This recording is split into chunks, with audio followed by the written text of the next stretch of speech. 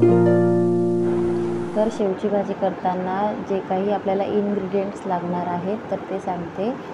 सर्वात आधी घ्यायचं आहे कांद्याची पेस्ट, लसणाची पेस्ट, त्याच्यानंतर टोमॅटोची प्युरी, कसुरी मेथी आणि शेव, चवीप्रमाणे मीठ आणि काही मसाले।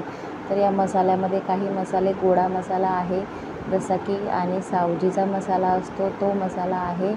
आणि इथे पाणी गरम करायला ठेवायचं आहे।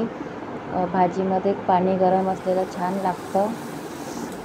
आणि इथे कढईमध्ये तेल गरम करून ठेवलेलं होतं तर त्याच्यामध्ये जिरं, आलं लसूण पेस्ट, कांद्याची पेस्ट टाकायची। असं तुम्ही पाहिल्याप्रमाणे इथे कांद्याची पेस्ट टाकायची।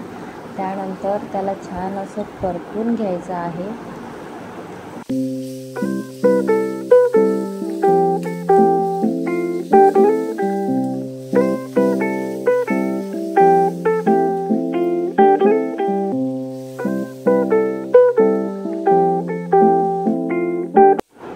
त्यानंतर याच्यामध्ये लाल तिखट, हळद आणि थोडे जे काही मसाले सांगितले होते ते टाकायचे आहे थोड्या प्रमाणामध्ये। हे तुम्ही बघू शकता या ठिकाणी हे सर्व मसाल्यांचा उपयोग या भाजीमध्ये होतो तर थोड्या प्रमाणात ते पण टाकायचे आहे आणि छान परतून घ्यायचं आहे मंद आचेवर या मसाल्यांना। आणि आपण हे जे पाणी गरम करायला ठेवलेलं होतं ते थोडंसं पाणी या कढईमध्ये टाकायचं आहे। त्याच्यामुळे त्या भाजीला खूप छान असा टेक्स्चर येतो आणि त्याच बरोबर खूप छान अशी ग्रेव्हीसुद्धा बनते। ही थोडी कसुरी मेथी आहे ती पण आपण या भाजीमध्ये टाकायची आहे। त्यानंतर हे शेतातलं कच्चं हिरवं टोमॅटो आहे तर तो टोमॅटो या भाजीमध्ये टाकायचा आहे।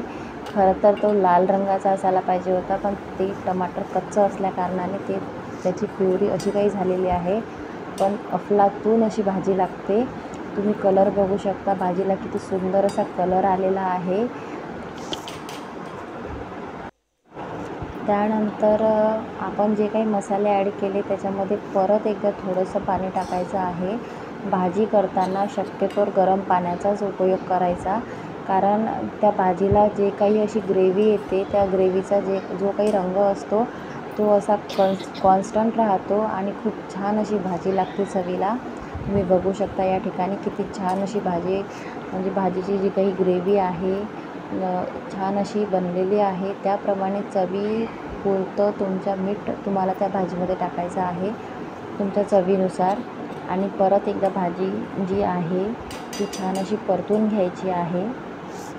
तर असा काही सुरेख असा रंग या भाजीला आलेला आहे। छान अशी उकळी काढून घ्यायची। 1-2 उकळी काढल्यानंतर तुम्ही या पाण्यामध्ये किंवा या भाजीमध्ये तुम्ही शेव ॲड करायची आहे। तुम्ही बघू शकता या ठिकाणी आणि 1 मिनिट हे शिजू द्यायचं आहे छान असं। आणि त्यानंतर 1 मिनिट छान असं शिजवल्यानंतर गरमागरम अशी शेवची भाजी तयार आहे। ती तुम्ही पोळीसोबतही खाऊ शकता किंवा तुम्ही ज्वारीच्या भाकरीसोबतही खाऊ शकता। व्हिडिओ कसा वाटला नक्की सांगा। लाईक करा, कमेंट करा, शेअर करा, सबस्क्राईब करा। थँक्यू।